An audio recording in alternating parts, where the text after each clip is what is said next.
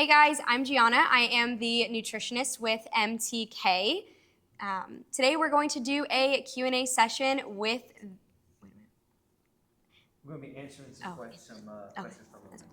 Today I'm going to be answering some questions from the... Start it all over. Oh, okay. Sorry. Okay.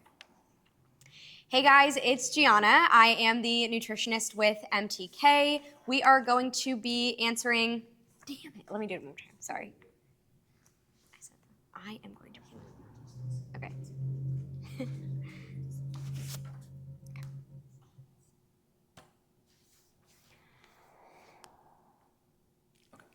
Okay. Ready? Hey guys, I'm Gianna. I'm with MTK Gym. I am the nutritionist, and today I'm going to be answering some questions from the members.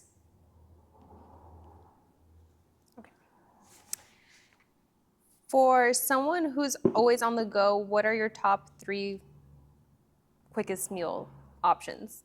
Absolutely. So if you're constantly go, you want to work smarter, not harder. So I always recommend, time is money. So put a little bit more money into it, possibly buy meal prepped meals. So use a meal prep service, or you can buy pre-made or pre-cooked food. So think hard-boiled eggs, yogurt cups, cottage cheese, pre-cooked chicken, canned tuna, canned chicken, things like that, where, they might not be the most appetizing, but if you're constantly go, you have to make some sacrifice. So pre-made options are always a go-to.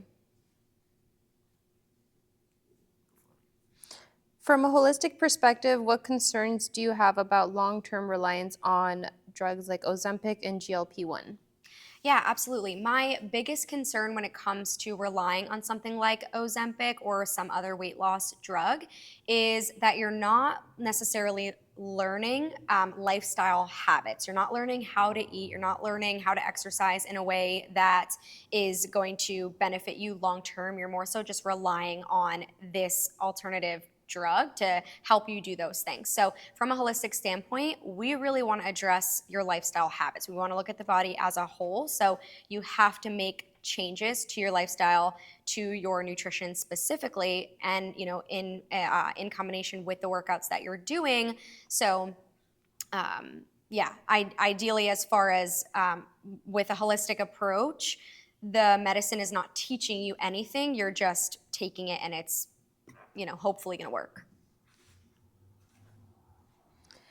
How does stress impact women's hormones, and what are some ways to manage it?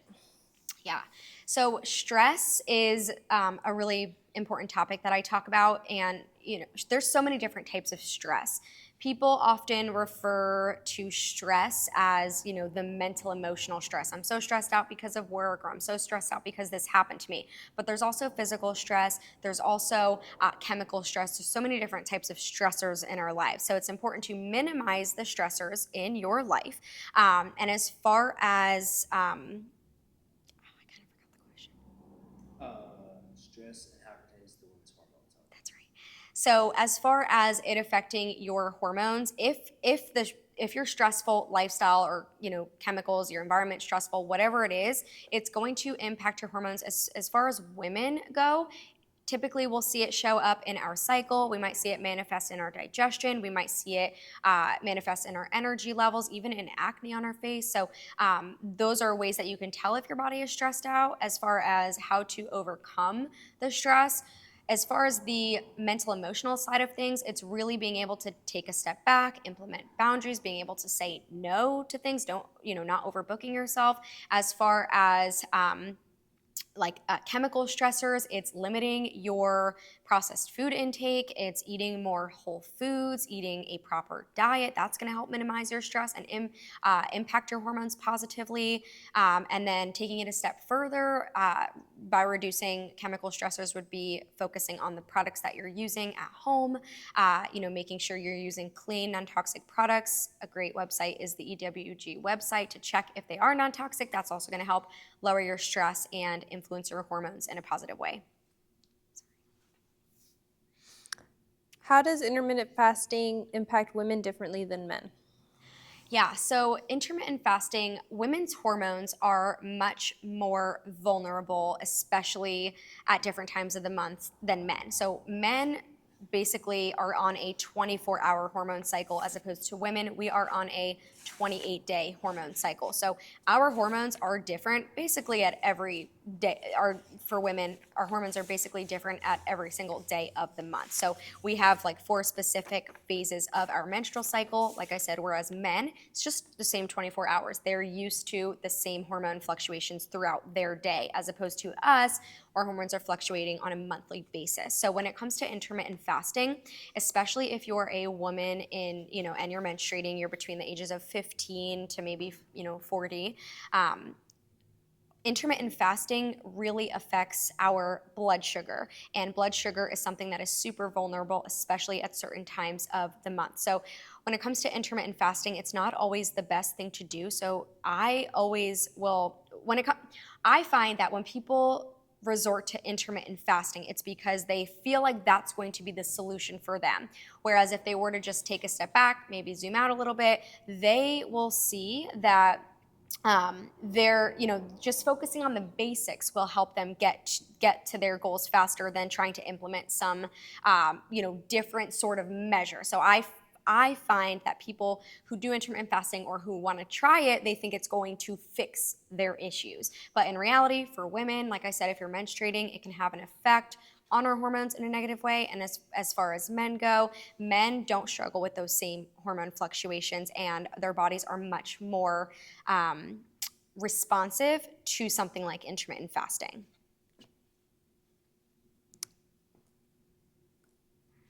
Are there specific foods or supplements you recommend for better hormonal health? Yes. So when it comes to hormone health, if anything, above all, you want to focus on whole foods. So that means minimizing your processed food. So I have this like scale, right? And there's one side that is processed food, ultra processed food, and then the other side is non-processed food, and in the middle we have minimally processed food. The more whole foods you can eat, the better your hormones are going to be, hands down. But deeper into that, it's making sure you're eating healthy sources of fats. Think avocado, olive oil. You're not eating a ton of inflammatory seed oils. You are, eating healthy sources of fats, omega-3s.